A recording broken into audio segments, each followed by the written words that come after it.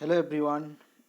This is my first video of current affairs, and in this video I will cover current affairs of January 1 to January 10.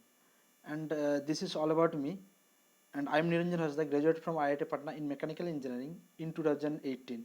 And since then I am preparing for UPSC, but unluckily I have failed in my last two attempts.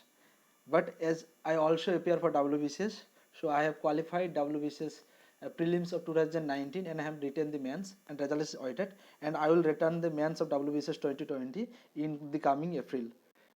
And my interest lies in playing football, reading novel and fitness. And this is my Telegram channel.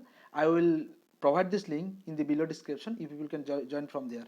And just don't join, just check out the channel. If you feel that it will help you in your preparation, then only join. So let's move to our topics. So this is our first topic of the day. So Drug Control General of India has approved Covaxin and Covishield, two vaccine. So as আমরা যেমন দেখতে পাচ্ছি যে এখন আমাদের country যে Covaxin and Covishield দুটো দুটো করোনা ভ্যাকসিন ও কোভিড ভ্যাকসিন যে অ্যাপ্রুভ করেছে তা হচ্ছে কোভ্যাক্সিন অ্যান্ড কোভিশিল্ড। এটা অতটা ইম্পর্টেন্ট নয়, কোভ্যাক্সিন আর কোভিশিল্ড এতটা ইম্পর্টেন্ট না। What is most important here is drug control general of India. So this is the authorisation body. যদি জিজ্ঞেস করে কে কোভ্যাক্সিন ও কোভিশিল্ড ও মানে যে কোনো একটা ড্রাগ, যে কোনো একটা ভ্যাকসিন আসছে ওটাকে কে অ্যাপ্রুভ করে, that is drug control general of India. This is the most important point, তার জন্য এই কোশ্চেনটা দেওয়া হয়েছে।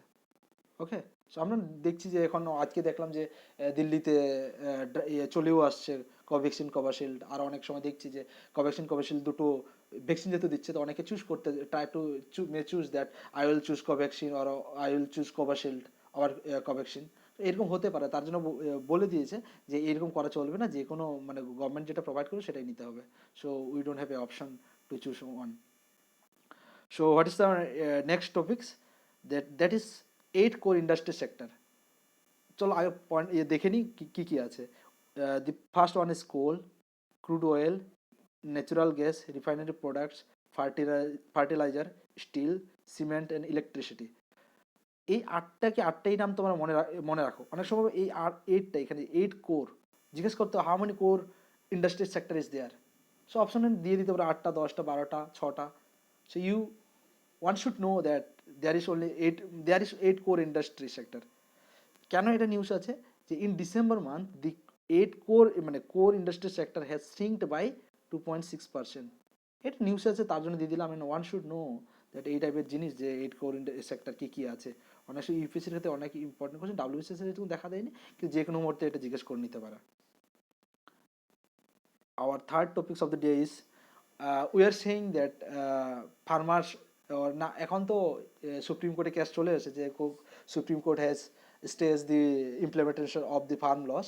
বাট আমরা দেখতেছিলাম বেশ কয়েকদিন ধরে এক মান্থ মোর দ্যান মান্থস দেখছিলাম যে ফার্মার্স অফ পাঞ্জাব অ্যান্ড হরিয়ানার দে আর প্রোটেস্টিং ওভার 3 ফার্ম লস। ওকে, 3 ফার্ম লস হচ্ছে, এই 3টা ফার্ম লস হচ্ছে। The first one is the farm produce trade and commerce promotion and facilitation act. তো এটাতে বলা হয়েছে যে ফার্মার আগে যে কোন মান্ডিগুলোতে বিক্রি করতে পারবে বা নির্দিষ্ট একটা জায়গায় বিক্রি করতে হবে, এখন there is no such point that ফার্মারদেরকে একটা জায়গায় বিক্রি করতে হবে। এখন they can sell anywhere. Okay, produce from selected areas to any place of the production, collection, aggregation. They can do anywhere. And what they can do, it allows electronic trading and e-commerce of scheduled farmers produce. ওকে, তো এরা ই কমার্সে বিক্রি করতে পারবে। ওকে, electronic trading যেটাকে আমরা বলে। তারপরে বলে দিয়েছে প্রোহিবিটস, আরেকটা দিয়ে দিয়েছে এটার মধ্যে, prohibits state governments from levying any market fee, cess ও levy on farmers, traders and electronic trading platform for the trade of farmers produce conducted in and outside trade area.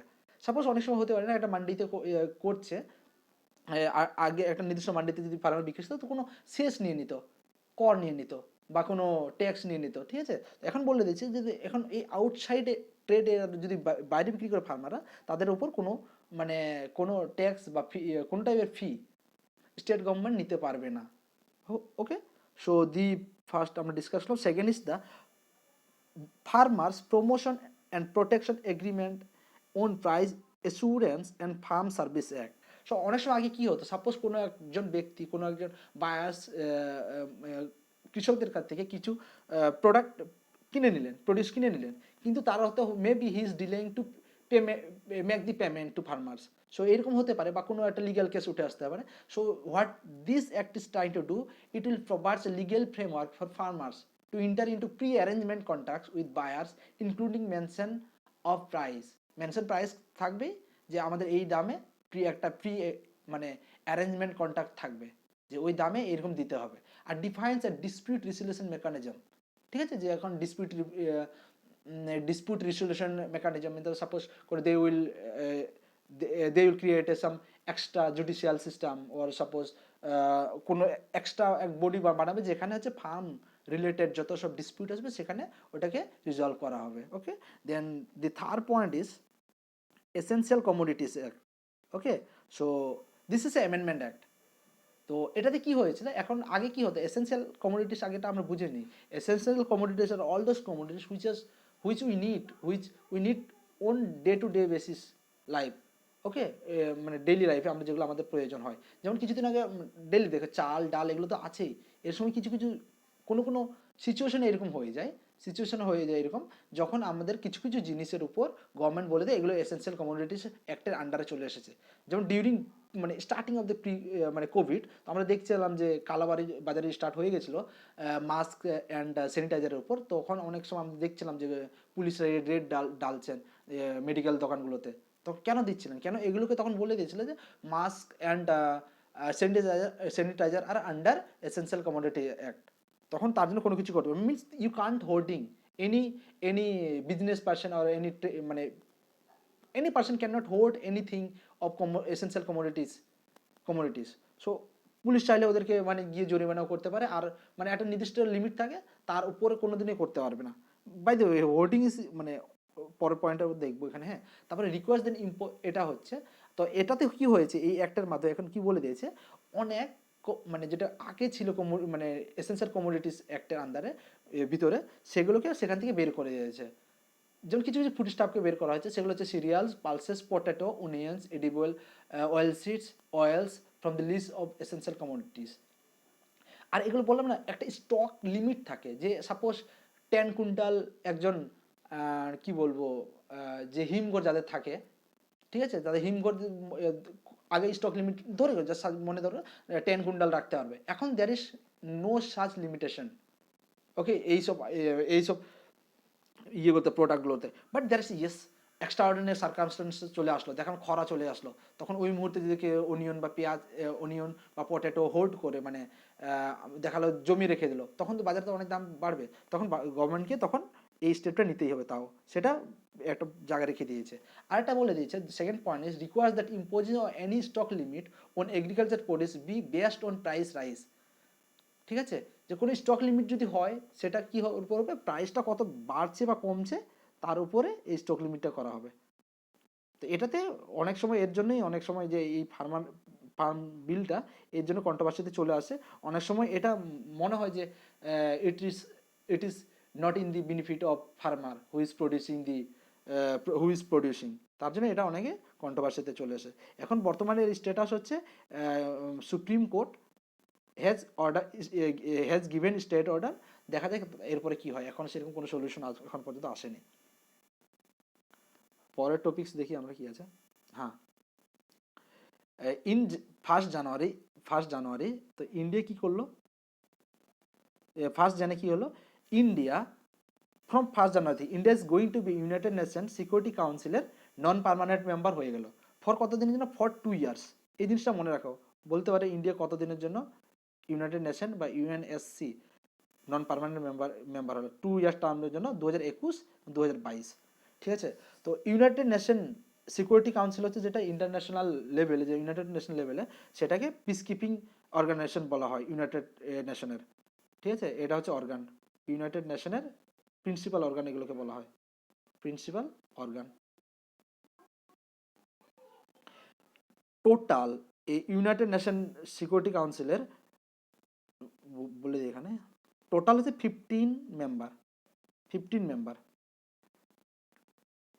5 হচ্ছে পার্মানেন্ট আর 10 হচ্ছে নন পার্মানেন্ট। নন permanent.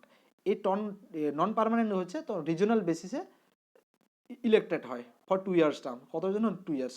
এটা ইউপিএসসির জন্য অনেক question, এগুলো যদি কেউ ইউপিএসসির জন্য পড়াশোনা করছে তোমরা দেখতেই পাবে, এটা অনেক কোশ্চেন মক টকে আমরা পেয়েই থাকি এগুলো।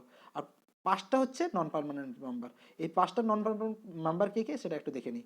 ঠিক আছে, নন পার্মানেন্ট মেম্বার হচ্ছে USA, UK, France, Russia, China. এখন বর্তমান situation United Nation Security Council কী হচ্ছে, India is trying to have the trying to have the permanent membership, but কী হচ্ছে, চায়না যেহেতু এদের বেটো পাওয়ার আছে পার্মানেন্ট মেম্বারদের, চায়না সেটাকে হতে দিচ্ছে না, বিকজ আমাদের রাইভালরি আছে তার জন্য হতে দিচ্ছে না অবভিয়াসলি চায়না। ঠিক আছে, তো নেক্সট পয়েন্ট আমরা দেখি, নেক্সট টপিকে যদি আমরা আসি তো দেখতে পাবো কি ইউরোপিয়ান ইউনিয়নের সম্পর্কে, এটা হচ্ছে কোশ্চেনটা। তো ইউরোপিয়ান ইউনিয়ন সবচেয়ে পয়েন্ট হচ্ছে ব্রেক্সিট নিয়ে। ব্রিটেন যে এক্সিট করে গেল, ব্রিটেন যে এক্সিট করে গেছে ইউরোপিয়ান ইউনিয়ন থেকে, এর জন্য এই পয়েন্টটা আসলো। আগে এখন বর্তমানে কতটা মেম্বার আছে সেই যে বড় কোশ্চেন হয়ে যায় এটা। 27 মেম্বার্স, প্রেজেন্ট মেম্বারশিপ হচ্ছে 27। ব্রিটেন যখন ছিল তখন 28 ছিল। কোশ্চেনটা অনেক সময় দিতে how many members are there in the European Union, তো এটা হচ্ছে 27। আগে কেননা আগে অনেক সময় আগে জানতাম যে আগে ছিল 28, এখন হয়েছে 27, দ্যাটস দ্য পয়েন্ট যে এটা এটা করলাম। এর সাথে আরেকটা, এর ব্রিটেন নিয়ে আরও একটা কোশ্চেন আছে, যে Boris Johnson PM of Britain, তো উনি কি হয়েছিলেন যে এবার আমাদের রিপাবলিক ডেতে আসার কথা ছিলেন এজ এ চিফ গেস্ট, তিনি সেটাকে ক্যান্সেল করে দিয়েছেন due to new COVID strain which is surging in UK. তো তার জন্য আমি ওর উপরে কোশ্চেনও বানিয়েছি, লাস্টে বানিয়েছি, সেটা আমরা দেখে নেব পরে। তো কি হলো, ইউরোপিয়ান ইউনিয়ন, ইউরোপিয়ান কান্ট্রিগুলো মিলে যে ইউনিয়নটা আছে সেটা হচ্ছে ইউরোপিয়ান ইউনিয়ন। টোটাল প্রেজেন্ট হচ্ছে স্ট্যান্ড হচ্ছে 27, ব্রিটেন এক্সিট করে গেছে, so Britain is not a member of European Union.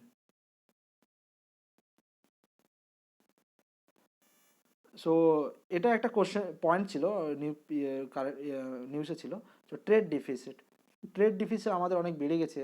তো আমি ট্রেড ডিফিসিট নিয়ে বেশি কথা বলবো না, শুধু এইটুকুই বলবো যে কনসেপ্টটা কি, ট্রেড ডিফিসিট জিনিসটা, ডিফিসিট মানে কি, ডেফিসিট মানে ঘাটতি।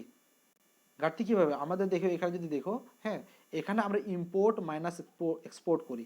ইম্পোর্ট মানে যেটা আমরা আমদানি করি, এক্সপোর্ট মানে যেটা রমদানি করি। তো যখন ট্রেড ডিফিসিট কখন হয়, যখন when we import, when the value of imported goods and services is greater than the export, আমরা অতটাই এক্সপোর্ট করতে পারছি না যতটা আমরা ইম্পোর্ট করছি, তার জন্য আমাদের ট্রেড ডেফিসিট হচ্ছে। ট্রেড সারপ্লাস কখন হবে তাহলে, যখন এক্সপোর্টটা, ট্রেড সারপ্লাস কখন হবে, যখন এক্সপোর্টটা ইম্পোর্টের চেয়ে বেশি হবে, ট্রেড সারপ্লাস হবে। ঠিক আছে, তো ম্যাক্সিমাম কান্ট্রির সাথে আমাদের, অনেক কান্ট্রি, যেমন ইউএসের সাথে আমাদের ট্রেড সারপ্লাস আছে, বাট চায়নার সাথে আমাদের ট্রেড ডিফিসিট আছে, তার জন্য আমরা চায়নার প্রোডাক্টগুলোকে ব্যান করতে থাকি। বাই দ্য জাস্ট কিডিং, আমরা জাস্ট ট্রেড ডেফিসিট ইয়ে থাকবো, আবদ্ধ থাকবো এই টপিক্সে। সো পরের পয়েন্ট হচ্ছে, West Bengal is going to showcase Sabooj Sathi in its tableau at Republic Day parade. যে আমরা দিল্লিতে যে দেখি 26শে জানুয়ারি যে রিপাবলিক ডে প্যারেড হয়, সেখানে এবার সবুজ সাথী যেটা 2016-তে আই হোপ যে গভর্নমেন্ট, ওয়েস্ট বেঙ্গল গভর্নমেন্টের স্কিম ছিল, সেটা ইয়ে করা হবে, শোকেস করা হবে। তো এইটুকু হলো সবুজ সাথীটা, এই যদি জিজ্ঞেস করে এইটুকু আসতে পারে। বাট যদি এলিজিবিলিটা দেখো, ক্লাস 9 থেকে ক্লাস 12-এর স্টুডেন্টদেরকে, মানে গার্লস অ্যান্ড বয়েজ উভয়কেই এই সাইকেল দেওয়া হয়। আমরা দেখেছি এখন ওয়েস্ট বেঙ্গল তো সবার ঘরে ঘরে প্রায় সবুজ সাথে সাইকেল হয়ে গেছে। ঠিক আছে, তো এইটুকু জানা হচ্ছে যে জিজ্ঞেস করতে পারে কোনটা ইয়ে হচ্ছে, কোন কোন ট্যাবলেটটা ইয়ে করছে, শোকেস করছে, দেন ইট is Sabooj Sathi. The next point is about Ramsar site.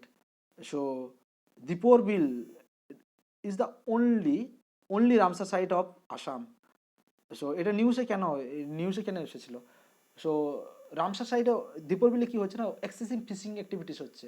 R due to various anthropogenic reason, the area of Deepor Beel is shrinking. So ওখানে কি হয়েছে এখন, তার জন্য যে ওখানে যত সব ফিশিং অ্যাক্টিভিটিস অ্যান্থ্রোপোজেনিক, মানে যত সব মানুষের মানে যত সব হিউম্যান অ্যাক্টিভিটিস চলছে, সেগুলোকে ওই এরিয়াতে বন্ধ করে দিচ্ছে, আর ফিশিং অ্যাক্টিভিটিস বন্ধ করে দিচ্ছে। কেননা রামসার সাইট হচ্ছে আমাদেরকে এটাকে আটকে রাখতে হবে। রামসার সাইটটা ইন ডিটেলস আবার যদি এনভায়রনমেন্ট পড়ে সেখানে পড়ে দেবো, কিন্তু তার আগে আমি আশা করি তোমরা একটু পড়ে নিয়ে রামসার সাইট সম্পর্কে। ঠিক আছে, তো রামসার কনভেনশন, ঠিক আছে, Ramsar convention was signed in 1971, ঠিক আছে, এটা 1971 সাইন করা হয়েছিল ইন সিটি রামসার। এটা কোথায় আছে? ইরানে আছে রামসার। এগুলো অতটা ইম্পর্টেন্ট, জাস্ট জেনে রাখো। এখন ইন প্রেজেন্ট এটা important, in present how many Ramsar site is there are there in India? That is 42 Ramsar sites are there sites in India, ঠিক আছে, এইটুকু দেখে নাও। ইন্ডিয়া, সরি ফুল স্টপ দিতে ভুলে গেছে। আমাদের ওয়েস্ট বেঙ্গল কয়টা আছে? একটা আছে ইস্ট কলকাতা, দুটো আছে আমাদের ওয়েস্ট বেঙ্গলে, একটা east Kolkata and another is Sundarban. এটা যদি অনেক সময় জিজ্ঞেস করে যে কত সালে এটা ডেজিগনেটেড করা হয় রামসার সাইট হিসাবে, তো ইস্ট কলকাতা হচ্ছে 2002 অ্যান্ড সুন্দরবন হচ্ছে 2019, ঠিক আছে, ইন ওয়েস্ট বেঙ্গল। এটা অনেক ইম্পর্টেন্ট কোশ্চেন, ডাব্লিউবিসিএস প্রিলিমসে এসেছে, মেন্সে আমি দেখিনি, কিন্তু আমার কোশ্চেন অতটা দেখা হয়নি মেন্সের কোশ্চেন, কিন্তু প্রিলিমসের কোশ্চেন এগুলো আসতেই থাকে। তো এই দুটো তো দেখে নাও তোমরা।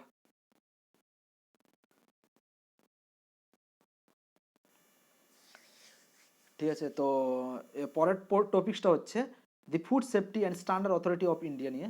সেখানে কি হয়েছে, আগে আমাদের যে কোনো ফুড প্রোডাক্ট, যেগুলো প্যাকেজ ফুড থাকে বা যেগুলো খাই আমরা, সেই ফুডগুলোতে কী হয় না, এক ট্রান্সফেট যে মানে যে কন্টেন্ট থাকে, সেটা না আগে 5% এর পারমিসিবল লিমিট ছিল, 5%। But what FSSAI has capped the amount of trans fat to 3% by 21, মানে 3% আমরা রিডিউস করবো 5% থেকে, প্রেজেন্ট 5% আছে, অ্যান্ড 2% বাই 2020। অ্যান্ড এখানেও আমরা আবার চলছে যে আমরা by 2023 we will eliminate the trans fat. And WHO যে ওয়ার্ল্ড হেলথ অর্গানাইজেশন যেটা আছে, তিনিও ওটাও মানে অর্গানাইজেশনও বলে দিয়েছেন যে যে global elimination of trans fat by 2023। তো এই কোশ্চেনটা এটা আসতে পারেও না আসতে পারে, সেটা আমি বড় কথা বলছি না, বাট এই কোশ্চেনটা আসতে পারে যে ফুড স্ট্যান্ডার্ডটা কে মানে মানে ফুড স্ট্যান্ডার্ড কে চেক রাখে, মানে that is the answer, the food safety and standard authority of India. The পরের কোশ্চেনটা হচ্ছে জিডিপি নিয়ে। জিডিপি নিয়ে তো না, ঠিক বলবো না, ইট লাইক জিডিপি অনেকটা আমি কি হচ্ছে, আমরা জিডিপি বলতেই থাকি, পলিটিক্যাল ডিবেটে জিডিপির উপর চলতেই থাকি, নিউজ পেপারে, টিভি নিউজে আমি দেখে জিডিপি শ্রিঙ্কিং, জিডিপি কন্ট্রাক্টিং, ঠিক আছে, এই টাইপের কত কিছু আমরা দেখতেই থাকি। তো এটা বলতে জিডিপি ডাটা মানে কে রিলিজ করে, অনেক সময় who release the, who publish the GDP data, the answer is or the, আমি প্রথম থেকে বলে দিই, sorry, the GDP data is release by National Statistical Office NSO, ঠিক আছে। তো আমরা লাস্টে দেখতে পাচ্ছি due to corona in the first quarter, like in first quarter আমাদের ফিসকাল ইয়ার কবে থেকে শুরু হয়? এপ্রিল টু ফেব হয়, সরি হ্যাঁ, এপ্রিল টু মার্চ হয়, এটা হচ্ছে আমাদের ফিসকাল ইয়ার। তো কী হয়েছিল ফার্স্ট কোয়ার্টারে, এপ্রিল টু জুলাই কোয়ার্টারে কী হয়েছিল, কনস্ট্রাকশন অফ জিডিপি ইজ 23.9%। এটা কোশ্চেন কিন্তু চলে আসতে পারে, what was the contraction of GDP in the first quarter of 2020? Okay, তো answer is 23.9%। In the second quarter কী হয়েছিল, আগস্ট টু নভেম্বর কোয়ার্টার কী হয়েছে, 7.5% কন্ট্রাকশন হয়েছিল, মিনস যেটা আমরা বলি নেগেটিভ গ্রোথ। আর এটা অপশন অনেক সময় তোমরা শুনেছো বুঝি, যে রিসেশন চলছে, যখন দুটো কোয়ার্টারে জিডিপি কন্ট্রাক্ট করবে, তখন আমরা সেই সার্কামস্ট্যান্সের কী বলি, রিসেশন। একটাতে কিন্তু হয় না, দুটো কোয়ার্টারে GDP has to be negative growth, তখন এটাকে রিসেশন বলা চলে, ঠিক আছে। I hope this is understand. এটা তোমরা বুঝে নাও, এটা ইকোনমিতে তোমাদের অনেক হেল্প করবে, যে recession টার্মটা। If the GDP contract in 2 consecutive quarter, then the situation or the growth is called the recession, ঠিক আছে। গ্রোথ তো বলবো না আমরা, the contraction or the declining situation of economy, তো আমরা রিসেশন বলবো।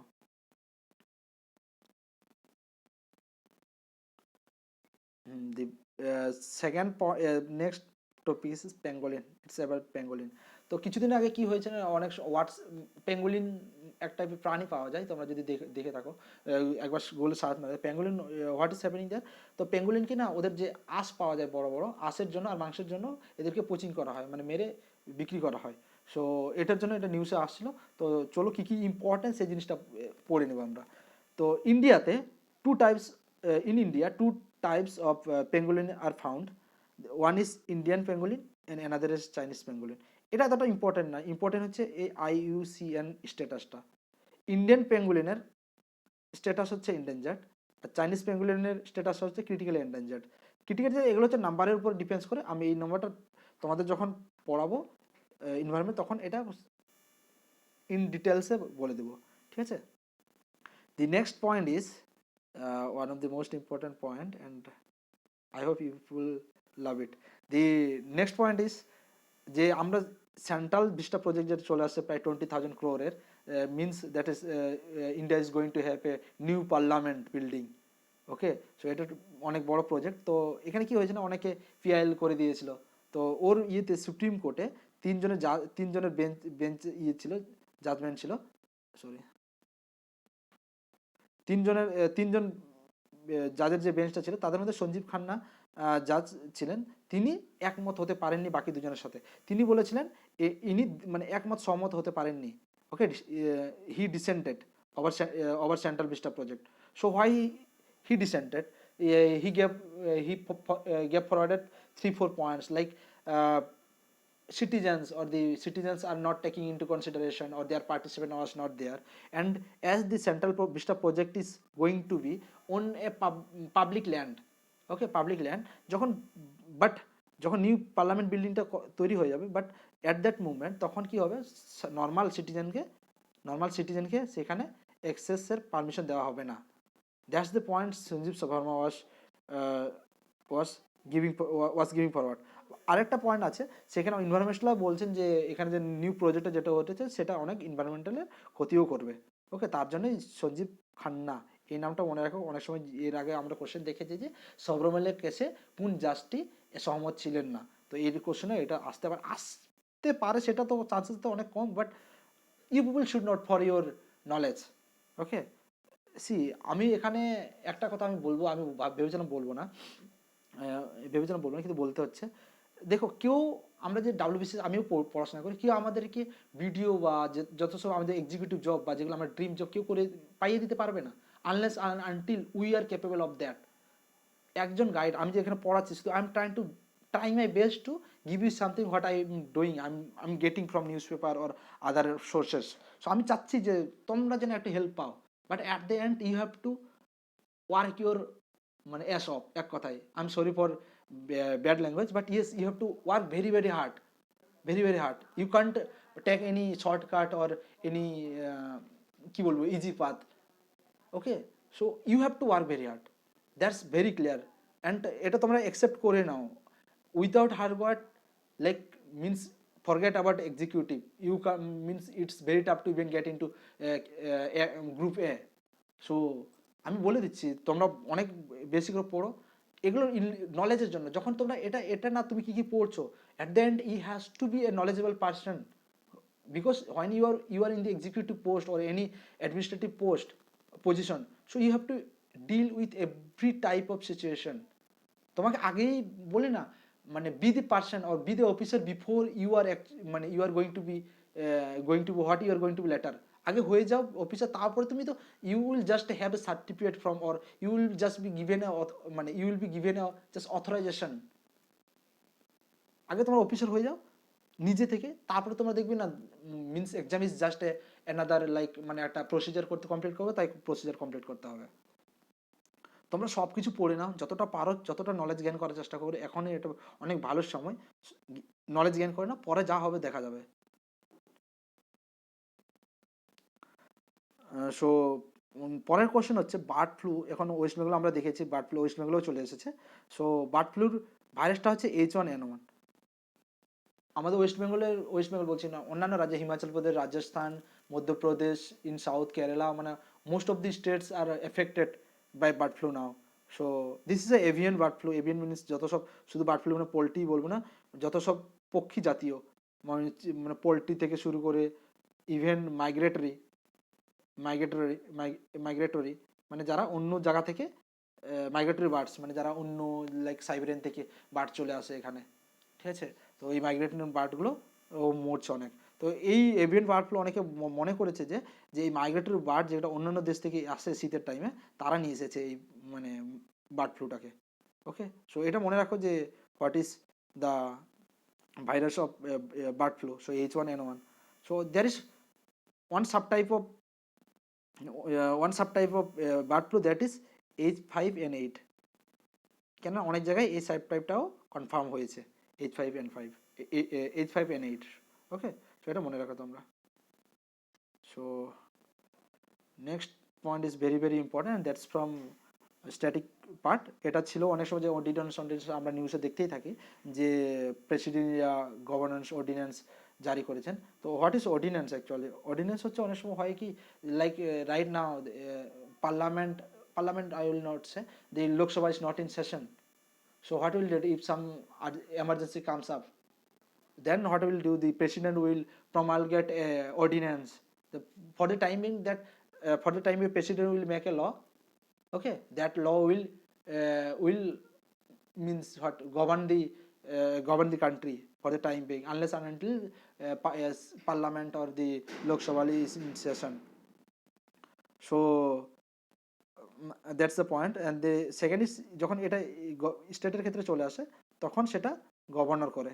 ওকে, সো এখানে দেখিয়ে দেবো যে কত নম্বর আর্টিকেল দ্বারা এটাকে কনস্টিটিউশন কত নম্বর আর্টিকেল দ্বারা যে অর্ডিন্যান্স পাওয়ারটা দেওয়া হয়েছে। প্রেসিডেন্টকে দেওয়া হচ্ছে আর্টিকেল 123 অ্যান্ড গভর্নরকে দেওয়া হচ্ছে 213। Okay, so next point is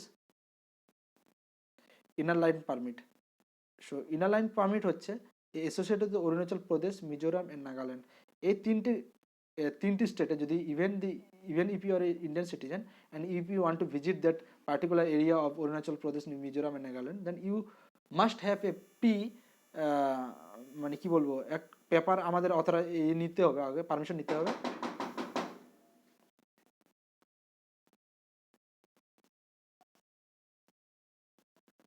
I'm sorry guys, hold a second.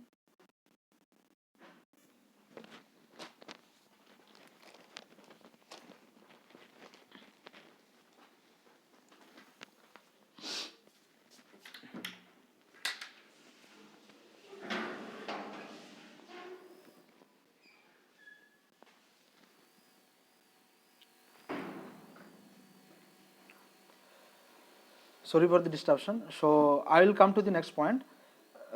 So this Siwalik Elephant Reserve, this is located in Uttarakhand. Why it is in news? It was the Uttarakhand government was trying to denotify it. Denotify it means denotify it. So এটা বলতে কি বোঝায়, আগে এটা যে reserve elephant রিজার্ভে যে রিজার্ভে যে ডিজিগনেশন দেওয়া হয়েছে, এটা বলছে আর আমরা এলিফ্যান্ট রিজার্ভ হিসাবে আমরা রাখবো না, তো তার জন্য সেটাকে সেখান থেকে সরিয়ে নেওয়া হচ্ছিল। ওকে, এখন এটা হাইকোর্ট এটাকে স্টে অর্ডার দিয়ে দিয়েছে যে এখন না, ইউ পিপল কান্ট, মানে ইউ কান্ট ডিনোটিফাই রাইট না, প্লিজ স্টে ইট, মানে স্টে অর্ডার দিয়ে দিয়েছে তার জন্য।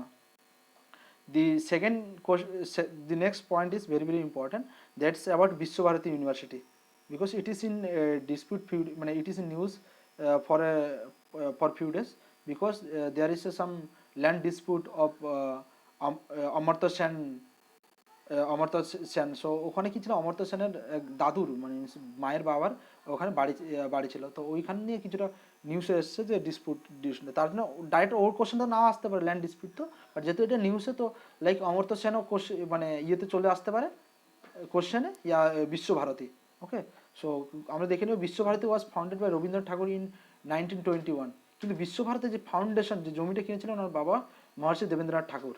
ওকে, সো দেবেন্দ্রনাথ ঠাকুরেরই শিষ্য ছিলেন হচ্ছে রবীন্দ্রনাথ ঠাকুর, এবং অমর্ত্য সেনের দাদু নামটা ঠিক মনে পড়ছে না, যাই হোক উনি ছিলেন। তো তার জন্যই অমর্ত্য সেনের দাদু সেখানে এক প্লট পেয়েছিলেন, যেহেতু ওখানে সব শিষ্যরা থাকবে, তো তার জন্য তারপর থেকেই ওনাদের বাড়ি ওখানে, যেখানে অমর্ত্য সেনা সেখানেই বড় হয়েছেন। ওকে, সো আমার একটা কোশ্চেন এমসিকিউ হিসাবে দেওয়া আছে যে অমর্ত্য সেন কবে নোবেল পুরস্কার জিতেছিলেন এবং কিসের জন্য। So I will cover that in the letter. So পরের পয়েন্টটা হচ্ছে forex reserve of India has crossed $580 billion। Forex রিজার্ভটা কি, ইন্ডিয়া নিজেদের মানে যত সব সিকিউরিটির জন্য forex reserve, like in gold, $, Chinese renminbi, yuan, তো এগুলোতে রেখে দেয় রেখে দেয়। কেন? যখন কোনো সার্কামস্টেন্সেস চলে আসলো এমার্জেন্সি, তখন সে যেন সেগুলোকে ইউজ করতে পারে। অনেক সময় দেখি কি আমাদের এই রুপিসটা ইউএস ডলার অ্যাগেনস্টে আমরা অনেক ডিক্লাইন করছে, তখন ওই মুহূর্তে we use are US dollar reserve. So এর জন্য এটাই আমরা এটা কারেন্ট ইকোনমি টপিক্স, আমরা ওখানে ইন ডিটেলসে এটা পড়ে নেব। Okay, so let's move to the next slide. So it's about financial action task force. তো কিছুদিন আগে কি হয়েছে, লস্করি তাইবার এক জঙ্গি টেররিস্টকে পাকিস্তানে অ্যারেস্ট করেছে, তার জন্য এই কোশ্চেনটা চলে আসছে। কিছুদিন পরে in Feb there is a meeting of G মানে financial action task force. So what Pakistan is trying to this, as they are grey listed, they are in grey list, so they are try to means ওখান থেকে একটু ওরা মানে ছাড়া পেতে চাচ্ছে, তার জন্য মানে জাস্ট মিটিংয়ের আগে ওরা লস্কর তাইবার যে টেরিস্ট ছিলেন ওনাকে টেরিস্টকে ধরে নিয়েছে। তো ওর জন্য ইন্ডিয়ার ক্লেম করছে যে এটা জাস্ট ওরা দেখানোর চেষ্টা করছে যে just before the meeting they have arrested, তার জন্য। তো এই ফাইন্যান্সিয়াল অ্যাকশন টাস্ক ফোর্স সম্পর্কে আমরা দেখে নিই। So it's a initiative of G7 to combat money laundering and terrorist financing. So Pakistan has been grey listed twice. তো এটা it is a initiative of G7. So what are the member of G7? So one is Canada, USA, UK, France, Germany, Italy and Japan. এগুলো তোমার মনে রেখো, কেননা এইসব question মাঝে মাঝে আসতেই থাকে। সো তোমরা জেনে রাখলে এটা বেশি ভালো হয়। দেয়ার ইস ইট ইস এ মানে অনেক ছোট্ট একটা পয়েন্ট ছিল গাঙ্গেটিক ডলফিনের উপর। এটা গাঙ্গেটিক ডলফিনকে ইয়েতে মারা হয়েছিল ইউপিতে। তো যেহেতু কোশ্চেনটা আসে চলে আসছে, তার জন্য দিয়ে দিচ্ছি। So it's our national aquatic animal. So it's IUCN status যদি দেখি আমরা এন্ডেঞ্জার। তো এই জিনিসটা মনে রাখি, what is the IUCN status of Gangetic dolphin, that is endangered. এটা আসবে না what is national aquatic animal of India. WBCS তো আশা করতে পারি না অতটা সোজা সোজা কোশ্চেন। তো সো পরের কোশ্চেনটা দেখি আমরা, that is line of actual control. আমরা এলওসি বলি না, লাইন অফ কন্ট্রোল, ওটা হচ্ছে পাকিস্তানের সাথে আছে, যেটা মানে অনেক সময় ওখানে মানে ফায়ারিং চলতেই থাকে, that is LOC. But here we are talking about line of actual control. So it is the demarcation line that separates Indians control territory from Chinese control territory in the formally princely state. তো আমরা এখানে কি দেখবো, এই যে line of actual control, এটা actually করা হয়েছিল 1962 ইন্দো চায়না ওয়ারের পরে, ঠিক আছে। তো এটা কি হচ্ছে এখানে বলে দিচ্ছি, ইন্ডিয়ান টেরিটরি কন্ট্রোল আর ওটা চাইনিজ টেরিটরি কন্ট্রোল। এটা ডিসপিউটেড ল্যান্ড যেহেতু আমাদের এটা হচ্ছে মানে পাকিস্তান অকুপাইড কাশ্মীরের এই লাইনটা আছে। তো অনেক সময় বলে ইন্ডিয়ারা বলে যে আমরা আমাদের এই লাইন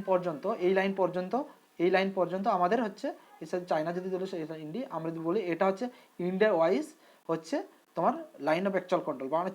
বা চায়নারা ডিমান্ড করেছে, চায়নারা এই সাইডে ডিমান্ড করে, আমাদের সাইডে ডিমান্ড করে বসে যে এটা হচ্ছে actual control, line of actual control. এর জন্যই আমাদের দেখি যে লাস্ট মানে 1 বছর ধরে যে স্ট্যান্ড আপটা চলতে আছে ইন্ডিয়ান আর্মি অ্যান্ড চাইনিজ আর্মির মধ্যে। So this is the few question, মানে জাস্ট লিডার মানে ওয়ার্ল্ড লিডারের নাম, সেটা ইব্রাহিম মোহাম্মদ সোলি। এটা ডিটেলস আমরা বলবো না, জাস্ট বলবি কথাকার প্রেসিডেন্ট অফ মালদ্বীপসের ক্যাপিটাল কি, মালে। এইটুকু মনে রাখো তোমরা। এটা দিয়েছিল এর জন্যই যে ওখানকার opposition of Ibrahim Mohammad R asking the or questioning the foreign policy, that is it okay to dependent so much on India, because Maldives are getting help like for medical purposes or for donation from India, আর কাফি অ্যামাউন্টে পায়। তো ওর জন্যই জিজ্ঞেস করছে যে এটা কি উচিত হচ্ছে যে মালদ্বীপসে যে ইন্ডিয়ার উপর নির্ভর করা। তো এর জন্যই কোশ্চেনটা চলে আসে, তোমরা জাস্ট দেখে নাও এটা। তো জের বলসোনারো প্রেসিডেন্ট অফ ব্রাজিল, ঠিক আছে। তো এই বলসোনারো বলেছেন, ইন্ডিয়ান প্রাইম মিনিস্টারকে চিঠি লিখেছেন যে যদি আমরা যে কোভ্যাক্সিনটা ডেভেলপ করেছি সেটা যদি তৈরি হয়ে যায়, যেন আমরা ওদেরকে ব্রাজিলকে তাড়াতাড়ি সাপ্লাই করি এর জন্য। আর বরিস জনসন হচ্ছে পিএম অফ ইউকে, যে বললাম অনেকক্ষণ যে আমাদের 26 মিনস রিপাবলিক ডেতে মানে অ্যাজ এ চিফ গেস্ট আসতে চাইছিলেন, বাট এখন ডিউ টু মানে ওখানে যেতে করোনাটা বেড়ে যাচ্ছে, তার জন্য উনি আর আসতে পারবেন না, ক্যান্সেল করে দিয়েছেন ভিজিটটাকে। So as I said earlier that I will cover some of the topics in MCQ manner. So this is my first MCQ, and এটা যেহেতু জিএসটি চলে আসে অনেক সময় পয়েন্টে বা ডাইরেক্ট ট্যাক্স ইনডাইরেক্ট ট্যাক্স, তার জন্য আমি এই কোশ্চেনটা ইনডাইরেক্ট ট্যাক্স হিসেবে দিয়ে দিলাম। Okay, so my first question is which of the following is direct tax? So first option is income tax, security transaction tax, corporate tax, and GST. So the right answer is GST. This is the indirect tax. আর বাকিগুলো যেটা হচ্ছে সেটা হচ্ছে direct tax. The next point is next question is, এটা যেহেতু parliament চলতেই থাকে and the Lok Sabha Rajya Sabha news আসতে থাকে, তার জন্য এই কোশ্চেনটা দেওয়া হয়েছে। তো মাই question is which the following is the upper house of Indian parliament? Lok Sabha, Rajya Sabha, president and speaker. তার আগে বলে নিই যে ইন্ডিয়ান পার্লামেন্ট কী কী নিয়ে গঠিত। So Indian parliament is consist of 3 body, one is Lok Sabha, Rajya Sabha and president. এটা কিন্তু অনেক সময় প্রেসিডেন্ট আমরা ভুলে যাই যে এটা মনে করি পার্লামেন্টের পার্ট না, but it's the part of parliament, president. Okay, so এটা মনে রাখো, এটা কোশ্চেনও চলে আসে। তারপরে but president is not a member of any house. Okay, এটা মনে রাখো, লোকসভার মেম্বার না, রাজ্যসভার মেম্বার না, but president is a part of parliament. Okay, so এখানে জিজ্ঞেস করো which of the following is the upper house of Indian parliament? So the correct answer is Rajya Sabha, Lok Sabha is lower house. Okay, please keep in mind. So next question is Kalaripayattu 2। যদি কেউ মুভিটা যদি বাগি মুভিটা দেখো তাহলে তোমরা জেনে থাকবে, এটা এই জিনিসটাকে দেখে থাকবে যে টাইগার শ্রফের যে বাগি মুভিটা আছে সেখানে দেখিয়েছে Kalaripayattu 2 martial art is practice in which of the following state? Tamil Nadu, Andhra Pradesh, Kerala and Maharashtra. The correct answer কোনটা হবে? The correct answer is Kerala. ওখানে যেটা বলছিলাম মানে অমর্ত্য সেনের দাদুর জমি নিয়ে কিছু ডিসপিউট চলছে আর বেশ কিছুদিন ধরে ওটা নিউজ আছে, তার জন্য এই কোশ্চেনটাও দিয়ে দিলাম। So in which year Amartya Sen was awarded Nobel prize? 1998, 1999, 2000, 1995. What is the correct answer? The correct answer is 1998. কিসের জন্য পেয়েছিলেন? অনেকে দেখেন ইকোনমির জন্য পেয়েছিলেন, yes, but which type of economy? That is welfare economy. Welfare ইকোনমির জন্য Amartya Sen was awarded Nobel prize in economy for welfare economy. ঠিক আছে, welfare economy.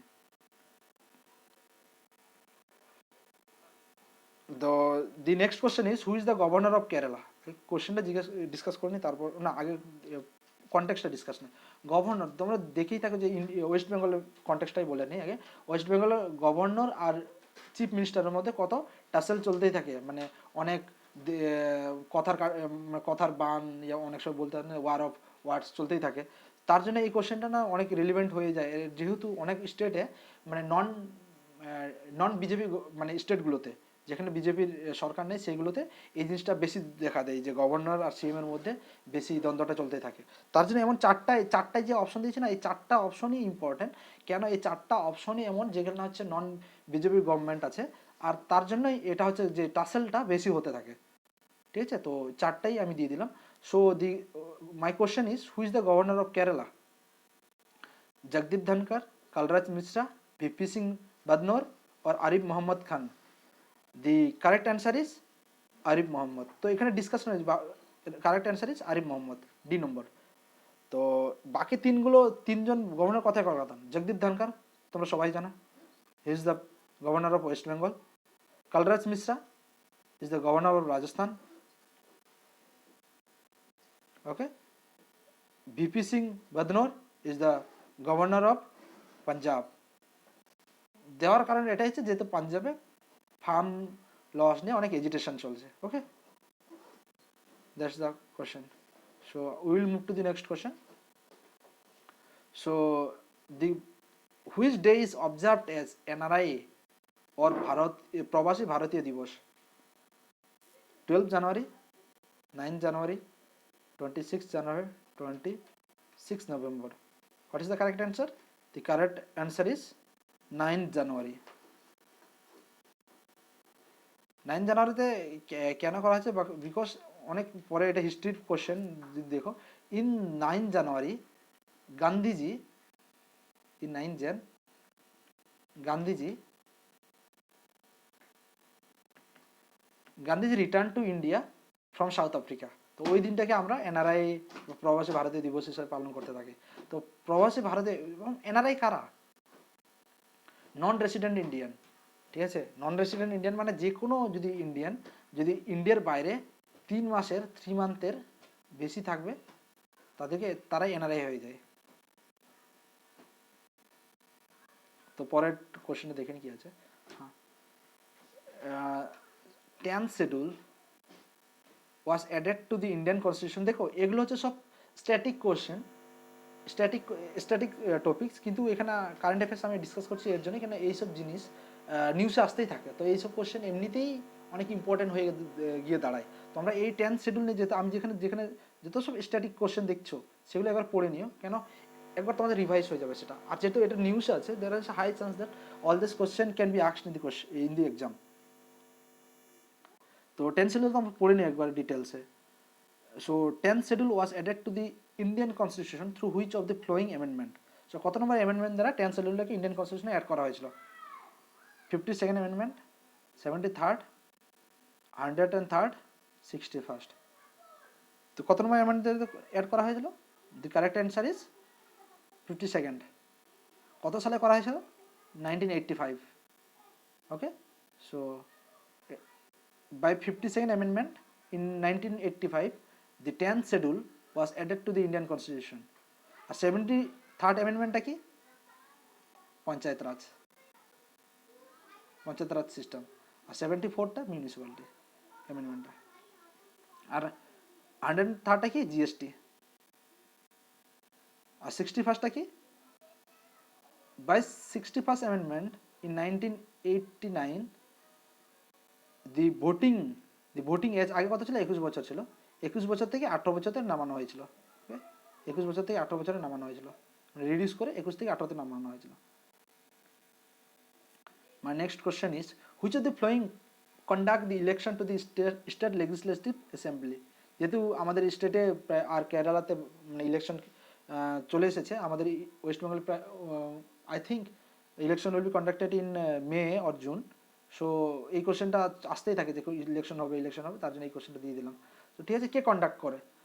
Election commission of India, state election commission, president or supreme court? What is the correct answer? The correct answer is election commission of India. Election commission এর সাথে আরেকটা discuss করে নিই। Election commission of India আর কথার জন্য election মানে নেন, পার্লামেন্টের জন্য কন্ডাক্ট করেন, পার্লামেন্টের জন্য। তারপরে হচ্ছে পার্লামেন্টের জন্য করলেন, প্রেসিডেন্টের জন্য করেন, ভাইস প্রেসিডেন্টের করেন। এগুলোর জন্য উনি মানে election commission of India election conduct করেন এগুলোর জন্য। নেক্সট কোশ্চেন, যেহেতু আমরা দেখতে পাচ্ছি যে এগ্রিকালচার যেহেতু ফার্ম লস নিয়ে এজিটেশন চলছে, সো আমি এই কোশ্চেনটা দিয়ে দিলাম। তো subject agriculture is in which list of 7th schedule of Indian constitution. তো 7th শিডিউলে কী দেওয়া আছে? যে separation of power between state and centre, ঠিক আছে। তো 3টা লিস্ট আছে সেখানে, central list, state list and concurrent list. তো এগ্রিকালচার সাবজেক্টটা কোন লিস্টে আছে? তো answer is state list. Originally মানে সেন্ট্রাল লিস্টে কত সাবজেক্ট ছিল? 97। এখন কতটা হয়ে দাঁড়িয়েছে? 100, ঠিক আছে, 100 গিয়ে দাঁড়িয়েছে। স্টেট লিস্টে কতটা ছিল আগে? ফার্স্ট অরিজিনালি ছিল 66টা, এখন নেমে কত গিয়ে দাঁড়াচ্ছে? 61টা। ওই যে এই 5টা যে কমানো হয়েছে, এটাকে 5টাকে কমানিয়ে এখানে অ্যাড করা হয়েছে। অরিজিনালি ইট ওয়াজ 57, এখন 5টা যোগ করে 52টা করা হয়েছে, ঠিক আছে। 7th শিডিউল মানে সব জিজ্ঞেস করে সেপারেশন অফ পাওয়ার কত কোন শিডিউলে আছে, separation of power between state and centre কতটা আছে? 7th শিডিউলে, ঠিক আছে। তো লেটস সি। সো ওকে, এটা এখানেই শেষ করছি ভিডিওটাকে। এটা অলমোস্ট 45 মিনিটের ভিডিও হয়েছে। And this is my first video of current affairs of January month. And এখানে যেহেতু আমরা 1 থেকে 10 তারিখ পর্যন্ত কারেন্ট অ্যাফেয়ার্স ডিসকাস করে নিলাম, আশা করি তোমরা অনেকে এর থেকে হেল্পফুল হবে। আমি এটা যেহেতু আমার ফার্স্ট লেকচার আমি তৈরি করছি, আমার আর বেশি কিছু গ্যাজেটসও নেই, I am just using a touch pen and my just mobile. তো এখানে অনেক, আর কোয়ালিটিটা আমার জাস্ট ছোটো মাইক্রোফোন দিয়েই রেকর্ডিং করছি, তো কোয়ালিটিটা না খারাপ হতে পারে, and content also by my মানে ওয়ে অফ টিচিং কিছুটা হয়তো স্ট্যান্ডার্ড না হতে পারে, তোমরা স্টে উইথ মি অ্যান্ড তোমরা দেখবে দিনে দিনে আমি অনেক ইমপ্রুভ করে গেছি। আর আমার সাথে এগুলো থাকো, আমি মানে এইটুকু বলে দিতে পারি যে তোমরা অনেক হেল্পফুল পাবে at the end of the day, or মানে জানার 1 মাসটা করে দেখো, তার যদি তোমার ইমপ্রুভ দেখো যে it is helping you, then only continue. আমি এখানে ফোর্স করার কিছু নেই।